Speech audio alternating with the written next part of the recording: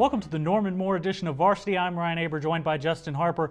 Justin, a big game in this zone this week as Southmoore travels over to face Midwest City. Right, it's a huge game in two counts. One is just for 6A football. This is two top 10 teams playing each other.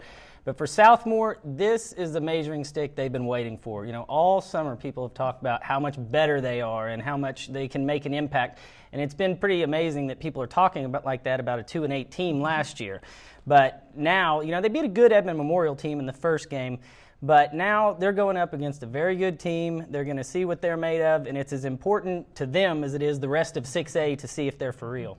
And I think one of the keys that I'm looking for in this game is how Midwest City's defense stacks up against those great offensive players that Southmoore has. Talked to Steve Huff a little bit the other day about how they slow down Kendall Thompson. What's your impressions of what Southmoore has to do to battle that defense?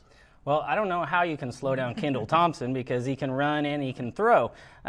He's a much better thrower than he was a year ago, which is what people don't realize. And he's not playing hurt. Last year he played with a hip injury before he was out for the season.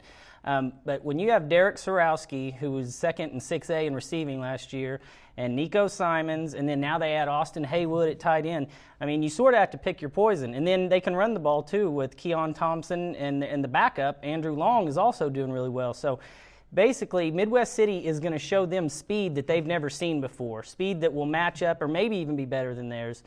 But they can't just lock down on one person because you have to account for all of them or you're going to be in trouble. Yeah, I think this will be a great measuring stick for both of these teams. Midwest City, a team that lost their first game to Del City and then bounced back last week. But this will be a good place to see where both of these teams stand in the big picture. Right. I'm sure Midwest City feels like they have something to prove as well. So. And then another interesting thing to watch this week, Norman North only gets a quarter in last week against Muskogee. Now, it was a pretty good quarter. They were up 10-0. But how much do we know about Norman North, and how much do we find out about them in the next couple weeks? Well, they play Westmoore this week, and the interesting thing about that quarter is they looked better in that 12 minutes by far than they looked in any of the four quarters against Norman. And it was really kind of a tease because you really wanted to see if they could keep it up over four quarters because not only were they winning 10-0 over Muskogee, I mean, they clearly looked like the better team out there and the more confident team.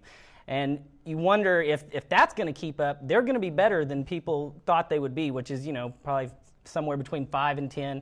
But yeah, they looked so good in that first quarter. It'll be interesting to see if they can carry that over for four quarters. You know, the coach Lance Manning said, well, we get 1 quarter of film to grade. Well, it's a heck of a quarter. Yeah, no kidding. I'm sure there were some big grades there looking at that film. How has their offense come along? They got their one touchdown last week.